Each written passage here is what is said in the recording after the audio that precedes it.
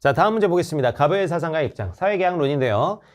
만인이 만인에 대해 전쟁을 하는 자연상태에서는 어떠한 것도 부당하지 않다. 자연상태에서 부당한 건 없다. 자연상태에서는 약자든 강자든 만물에 대한 권리를 지닌다. 이처럼 만인이 만물에 대해 권리를 갖는 상이 지속된다. 누구도 안전하지 않다. 이거 이제 홉스죠. 자연상태에서는 내 생명 지키기 위해서 우리는 뭐든 이용할 수 있어요. 그래서 우리는 만물에 대한 권리를 가져. 그러다 보니까 우리 안심하고 살 수가 없어요. 내 거, 네 거 이런 개념 자체가 없기 때문에 누가 내 흉기를 이용해서 나를 죽일 수도 있고 막 이렇다는 거야. 자, 사람들이 사회에 들어가는 목적은 그들의 재산을 평온하고 안전하게 향유하는 것이다. 재산을 안전하게 향유하려고 사회계약을 한다고 하는 건 이제 누구의 입장이죠? 로크의 입장입니다. 사회에서 확립된 법은 그러한 목적을 달성해 주요한 수단이 되고 그 모든 국가의 기본이 되는 최초의 실정법은 입법권을 확립하는 것이다. 입법부를 그래서 만들게 된다. 로크의 입장. 자, 갑니다. 1번 국가의 권한은 주권자와 개인 사이 계약으로 발생한다 그러는데 여러분 국가라는 국가가 있어야 주권자가 있는 거예요. 주권이란 건 국가의 최고 권력인데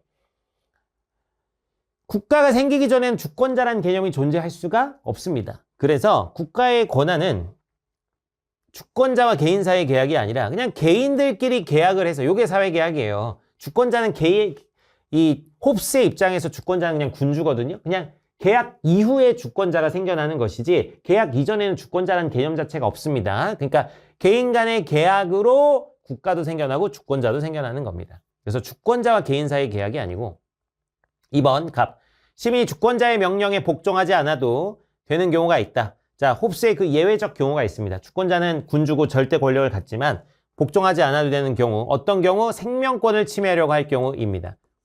생명권을 침해하려 할 시. 그때는 그런 명령에 복종하지 않아도 됩니다. 그래서 이때 도망갈 수 있다고요. 국가가 날 죽이려고 하면 도망갈 수 있다. 여기 홉스의 입장입니다. 그래서 2번이 맞게 되고요. 3번, 국가의 통치자에게는 신탁된 것 이상의 권력이 부여된다 그러는데 신탁, 우리가 맡겼다는 거예요. 맡긴 것 이상의 권력이 부여되는 건 당연히 아닙니다. 그래서 맡긴 것 이상으로 뭔가 억압하려고 한다면 로크는 저항권을 우리가 사용할 수 있다고 보죠.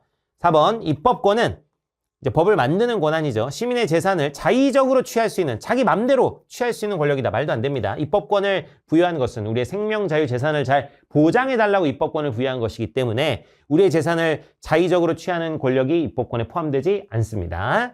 5번, 갑과 자연 상태에서 인간은 어떠한 제한도 없는 자유를 누린다. 이건 홉스의 입장입니다. 홉스의 입장. 우리 만물에 대한 권리를 가지잖아요. 그러니까 우리가 만물을 가지고 뭐든 할 수 있어요. 자연 상태에서는. 내 생명을 지키기 위해서 남 죽일 수도 있고 이러는데 자, 로크 같은 경우는 자연권이 생명, 자유, 재산에 대한 권리야. 그래서 우리가 타인의 권리, 타인의 자유, 재산 이런 거를 침해해서는 안 됩니다. 그래서 로크는 어떠한 제한도 없는 자유가 아닙니다. 로크의 자연 상태에서는 자연법이 규율로 작동해요. 생명, 자유, 재산을 침해해서는 안 된다. 그렇기 때문에 로크의 자유는 제한이 있는 자유입니다. 자연 상태에서도. 자, 그래서 적절한 거 골라주시면 정답은 2번 되겠네요.